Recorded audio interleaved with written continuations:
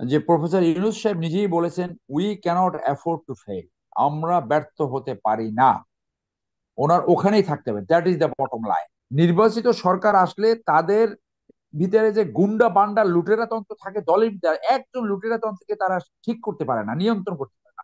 তারা কিভাবে রিফর্মস করবে আপনি বলেন তো? বাংলাদেশকে বহির্বিশ্ব চেনে কয়েকটা ফ্যাক্টর দিয়ে। একটি হলো আহ দারিদ্র্যপীড়িত একটি দেশ, এবং এখানে বন্যা হয়, মানুষ দরিদ্র, এবং সুশাসন ন্যায় বিচার নাই। একটা লুটেরা তন্ত্র একটা দেশ। আপনার ট্রান্সপারেন্সি ইন্টারন্যাশনালের রেটিং এ এই 14-15 এর ভিতরেই থাকে। তো কখনো 1 2 3, 14 15 এর ভিতরে থাকে। তো এটা একটা দারিদ্র্যপীড়িত, একটি দুর্নীতিযুক্ত, টপ করাপ্টেড এবং একটা অপশাসিত দেশ হিসেবে এটাকে একদিক থেকে চেনে। আর এক দিক থেকে চেনে বন্যা, এবং আহ, বন্যা হয়, এবং এখানে দুর্ভিক্ষ হয়েছিল। আর দুইটি পজিটিভ ব্রান্ড, সেই একটি পজিটিভ ব্রান্ড হলো এই প্রফেসর ইউনুস, আর একটা হলো আমাদের ক্রিকেট। তো অ্যাজ ইউজুয়াল প্রফেসর ইউনুসকে তো আমরা মূল্যায়ন করতে পারিনি। তাকে আমরা কোর্টের বারান্দায় উঠিয়েছি, 9 তলা পর্যন্ত আম, তাকে হাঁটিয়ে উঠিয়েছি, খাঁচার ভিতরে ঢুকিয়েছি। তো উনি তো অনেক কমেন্ট করেছেন, বের হইয়া সেই খাঁচা, বলছে যে খাঁচা থাকা উচিত না। এবং ঢাকা কোর্টে আমি সর্বশেষ যখন গেলাম, দেখলাম আসলে কিন্তু খাঁচা নাই। সো বেশ কিছু পতনেরও 3 4 মাস আগে আমি বলেছিলাম যে এই ইউনুস ইস্যুতেই সরকারের পতন হবে। আমি তৃতীয় মাত্রায় এই কথাটা বলেছিলাম যে এই ইউনুসকে যেভাবে হ্যান্ডেল করছে, এইটা যারা ওয়ার্ল্ড প্লেয়ার, বা একদিকে বাংলাদেশের মানুষকে এটা আঘাত করছিল, শান্তিপূর্ণ দেশপ্রেমিক মানুষকে, আরেকটা যারা ওয়ার্ল্ড মোরাল, তারা এটাকে কোনোভাবে ভালোভাবে নেয়নি। সো প্রফেসর ইউনুস যে কোনো ইন্টারন্যাশনাল ফোরামে গেলে তার সাথে একটু কথা বলা, তার একটু দর্শন পাওয়া, তার সাথে একটা ছবি তোলা, এটা একটা কমন সিনারিও। সেই পরিপ্রেক্ষিতে বাংলাদেশে যখন একটা বিপ্লব সংগঠিত হলো, সেই বিপ্লবের পরে সে বিপ্লবী সরকারের প্রধান হলেন। এখন সেই আকর্ষণ আরো বেড়ে গেছে। সো বাংলাদেশকে এবার যারা ইউএন জেনারেল অ্যাসেম্বলিতে মিটিং করছে, ওই তার বক্তব্যের সময় যারা হাজির থাকবেন, নিশ্চয়ই তারা বাংলাদেশকে একটি পজিটিভ ব্র্যান্ড হয়তো দেওয়ার চেষ্টা করবে। এটা গেল একদিকে। অর্থাৎ প্রফেসর ইউনুস যতদিন কন্টিনিউ করবে, আমি মনে করি বাংলাদেশ ততদিন উপকৃত হবে। যেটা করা প্রয়োজন নিশ্চয়ই তিনি সেটা করবে। তাদের অ্যাডভাইজারি যে কমিটিটা রয়েছে, সেইটাকে আরো আরো আরো আরো প্রসারিত করা, আমব্রেলাটাকে আরো বাড়িয়ে দেওয়া, এইটাকে একটি জাতীয় সরকারের অবয়বে আনা সম্ভব। যে বিভিন্ন ঘরনার রাজনৈতিক লোক থাকলেও সেখানে টেস্টেড ইন্টিগ্রিটি লোক আছে, সেখানে ভালো লোক আছে যারা ডেলিভার করতে পারে, যারা কাজ করতে আগ্রহী। সেই সমস্ত লোক এই তার টিমে ইনক্লুড করা উচিত। এই ধরনের লোক টিমে ইনক্লুড করা উচিত নয় যাদের একমাত্র কাজ হলো যে কোনো ব্যাপারে ধরি মাছ নাচুই পানি, কোনো কাজও করবে না, গায়ে কোনো আসরও লাগাবে। হ্যাঁ। তো এই ধরনের এক প্রকার লোক আছে বাংলাদেশে। তো এটা সবাই জানে যে শুধু তাদের কাজ হলো ল্যাডার বেয়ে উপরে ওঠা, কোনো কাজ করবে না, জনস্বার্থে কাজ করবে না, শুধু চুপ করে বসে থাকবে আর কি। ওই তেলাপোকা টাইপ, যে তেলাপোকা যে কোনো টার্মোয়েল সামলাইয়া সামনে আগাই যেতে পারে, বেঁচে থাকতে পারে। তো ওনার সেইটাকে বেছে তার আরো টিম গঠন করতে হবে, বড় টিমকে এক্সপ্যান্ড করতে হবে, এবং যতগুলো সেক্টর প্রয়োজন সেইখানে আইদার কমিটি করে, অথবা স্পেশাল অ্যাসিস্ট্যান্ট করে, অথবা অ্যাডভাইজার হিসেবে নিতে হবে। উদাহরণস্বরূপ, যে বাংলাদেশের রোড ট্রাফিক শৃঙ্খলা কেন ঠিক হয় না, দরকার বোধে আপনি 100 কমিটি করে দেন, প্রত্যেকটা রাস্তার জন্য একটা কমিটি করে দেন। আপনার যোগাযোগ উপদেষ্টা তো রাস্তায় নামতে পারছে না, সে তো দেখছেন না কি প্রবলেম হচ্ছে। আর পুলিশ যদি কাজ না করে, যেহেতু আওয়ামী লীগ 6 লেয়ার স্বৈরাচারীর দোসর রেখে গেছে, অল অন এ সাডেন আপনি এটাকে রিমুভ করতে পারবেন। তাহলে টপ লেভেল থেকে ফেজ আউট করা উচিত। এবং মিলিটারিতে যেমন শর্ট সার্ভিস কমিশন আছে, জাতির প্রয়োজনে অনেককে 3 মাস ট্রেনিং দিয়ে কিন্তু অফিসার বানানো। তো সেইভাবে আমাদের দেশের শিক্ষিত জনগোষ্ঠীর বেকারত্বের হার 12%। আপনি শর্ট ট্রেনিং দিয়ে আপনি পুলিশে নেন, শর্ট ট্রেনিং নিয়ে যেখানে প্রয়োজন সেইখানে নেন, এবং ওই যে স্বৈরাচারের দোসর তাদেরকে আস্তে আস্তে হেইজট করেন। সেনাপ্রধান যে বক্তব্য দিয়েছে তিনি অত্যন্ত অ্যাকোমোডেটিভ। জাতিকে জাতির যে একটা সংহতি হয়েছে 5ই আগস্টের বিপ্লবকে ঘিরে, সব এক হয়ে গেছে। কোন জায়গায় এক হয়েছে? যে বাংলাদেশে এমন একটি রাজনৈতিক বন্দোবস্ত দরকার যেখানে আর কোনোদিন দুর্বৃত্তায়ন সৃষ্টি না হয়, কোনোদিন স্বৈরতান্ত্রিকতা সৃষ্টি না হয়, কোনোদিন লুটেরাতন্ত্র সৃষ্টি না হয়, কোনোদিন মাফিয়াতন্ত্র সৃষ্টি না হয়। আমি আমরা এদেশের জনগণ আমরা আশা করব প্রফেসর ইউনূস এই মিশন অ্যাকমপ্লিশ করবেন।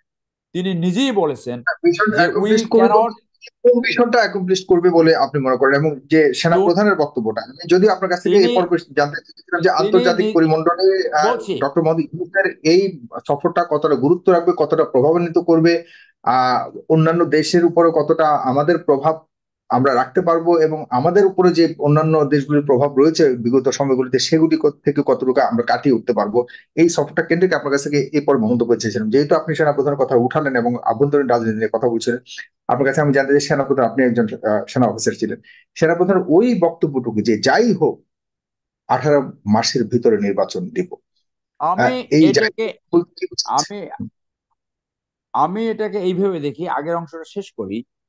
যে প্রফেসর ইউনূস সাহেব নিজেই বলেছেন we can't afford to fail, আমরা ব্যর্থ হতে পারি না।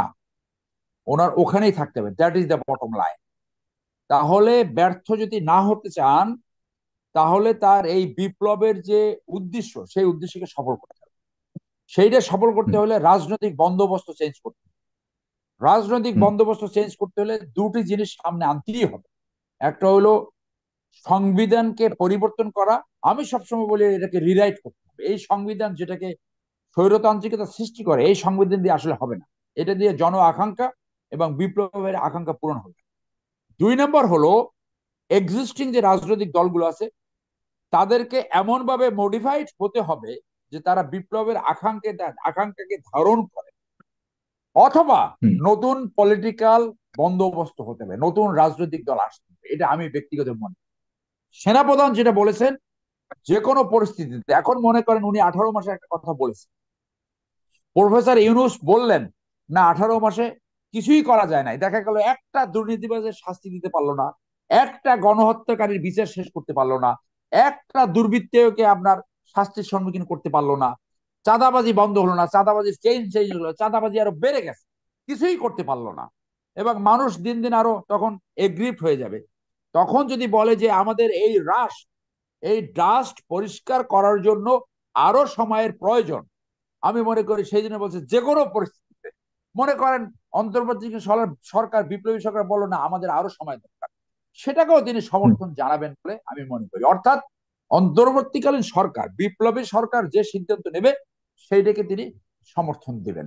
আমি এটাকে কিন্তু এটা এইভাবে এটা একটু একটু বলি তো, এটা একটু বিতর্কিত হয়ে গেল না? মানে এই সরকার 18 মাসে যদি কিছু না করতে পারে, যেটা 18 দিনে করার কথা এখন পর্যন্ত করতে পারেনি, যে ইঙ্গিত আমরা দেখতে পাচ্ছি, যে পরিস্থিতি দেখতে পাচ্ছি, 18 মাসেও করতে পারবে কিনা সন্দেহ আছে। এই ব্যর্থতা নিয়ে তো চলে যাওয়ার কথা 18 মাস পর, যদি আমার একটা নৈতিক বিভাগ প্রশ্নে সেই ব্যর্থতার নিয়ে চলে না গিয়ে আপনি বলছেন আরো 4 সময় দিতে হবে, তার মানে তো একই অবস্থা হয়ে গেল, বা আমার ব্যাপারটা একটা একই সিরিয়াস থেকে যাবে। আমার সাগর ভাই, আমার একটা সিরিয়াস আশঙ্কা হচ্ছে, সিরিয়াস। সেটা হলো যারা দ্রুত নির্বাচন চাচ্ছে, যারা বলছে যে নির্বাচিত সরকার এসে সংস্কার করবে, আপনি একটি উদাহরণ দেখান তো, নির্বাচিত সরকার এসে কি সংস্কার করেছে? নির্বাচিত সরকার আসলে তাদের ভিতরে যে গুন্ডা বান্ডা লুটেরা তন্ত্র থাকে দলের ভিতরে, একজন লুটেরা তন্ত্রকে তারা ঠিক করতে পারে না, নিয়ন্ত্রণ করতে পারে না। তারা কিভাবে রিফর্মস করবে আপনি বলেন তো? একটা একটা আইনের কথা বলি, স্পেশাল অ্যাক্ট 1974। প্রত্যেকটা হুম। সরকার এসে বলছে, বাকশালের পরে 1975 সালের পরে প্রত্যেক সরকার এসে বলছে এইটাকে আমরা বাতিল করব। একটা সরকার কি সেটা বাতিল করবে? এই নির্বাচিত সরকার এসে পূর্ববর্তী নির্বাচিত সরকারের কোনো দুর্নীতির মামলা বিচার করতে পারে না, কারণ ক্ষমতা যেই মুহূর্তে নির্বাচিত হয়ে পাতানো অথবা সত্যি নির্বাচন যদি হয়, এবার আশা করি একটা সত্যিকারের নির্বাচন হবে, তখন এসে তাদের লোকজন এমন ভাবে দুর্নীতি, লুটপাট, অপশাসন, দুঃশাসন, আনইথিক্যাল কাজে এমন ভাবে জড়িয়ে যায়, কোথায় দল পরিষ্কার করবে, না দেশ শাসন করবে, না আগে যারা দুর্নীতি করছে তাদের বিচার করবে, সেই সিচুয়েশন যাতে না হয়, সেইটাই হলো আমরা বিপ্লবের এই ভয়ে আকাঙ্ক্ষা। এই ভয়ে আমরা কি অনির্বাচিত কোনো সরকারকে কি রেখে দেবার বা তাদেরকে ক্ষমতায় থাকবার জন্য উৎসাহিত করছি? এটাও বা কতটুকু নৈতিক হবে? আচ্ছা, এখন এই আমাদের যে সবচেয়ে বড় চ্যালেঞ্জের ফিদেল বিষয়টা হলো, কাস্ট্রো, সবচেয়ে বড় চ্যালেঞ্জিং হুম হুম, একটু আচ্ছা একটু বলি, আচ্ছা আচ্ছা, সবচেয়ে বড় বলেন তো। চ্যালেঞ্জিং বিষয় হলো যে আমরা আমাদের জনগণকে সচেতন করা দরকার যে কে খারাপ কে ভালো, এতটুকু তোমরা এডুকেটেড হও বা আপনারা এডুকেটেড হন, নির্বাচনের মাধ্যমে আপনার ভালো মানুষকে তুলে আনুন, যেটা হলো আপনি, গণতান্ত্রিক চর্চা। এই চর্চাতে আমরা বেশি মনোযোগী হলে তো মনে হয় হয়, কারণ হ্যাঁ, জনগণের ম্যান্ডেট কোন সরকার থাকুক এটা তো জনগণ চায় না। এরকম একটা দেখেন, ন্যারেটিভ তো আমাদের মধ্যে আছে। হ্যাঁ, হুম দক্ষিণ কোরিয়া গণতন্ত্রে আসতে পেরেছিল 28 বছর পরে। আপনার ফ্রান্স রেভলিউশনের পরে ফ্রান্স ঠিক হতে স্টেবল হতে 10 বছর সময় লেগেছিল। এই রিসেন্ট উদাহরণ দেখেন আপনি, ইরাক, লিবিয়া এবং রোমানিয়া, সেখানে বিপ্লব সংগঠিত হয়েছে। ইভেন মিশর, এই কোনো একটি দেশ আসলে কি সত্যিকারের গণতন্ত্র আনতে পেরেছে? কেন পারে নাই? আবার অপরদিকে ওয়েস্টার্ন ইউরোপ, তারা রেভলিউশন হুম করা, সেখানে সেকেন্ড ওয়ার্ল্ডের পরে তারা কিভাবে গণতন্ত্রে ফেরত আসলো? আপনার ফিডেল কাস্ট্রো রেভলিউশনের পরে কতদিন ছিল বলেন? তো সময়টা দীর্ঘ সময় থাকলে যে সঠিক কাজ হবে তা না। All depends on the leadership. যার জন্য প্রফেসর ইউনুস এই ডিপ্লোমেটিক কোরের সামনে যেটা বলেছেন, যে যতদিন হুম। সংস্কার করতে প্রয়োজন ওইটা হলো রিকোয়ার্ড টাইম, সেই টাইমটা কখন হবে সেইটা তারা নির্ধারণ করবে বলে আমি মনে করি। ধন্যবাদ।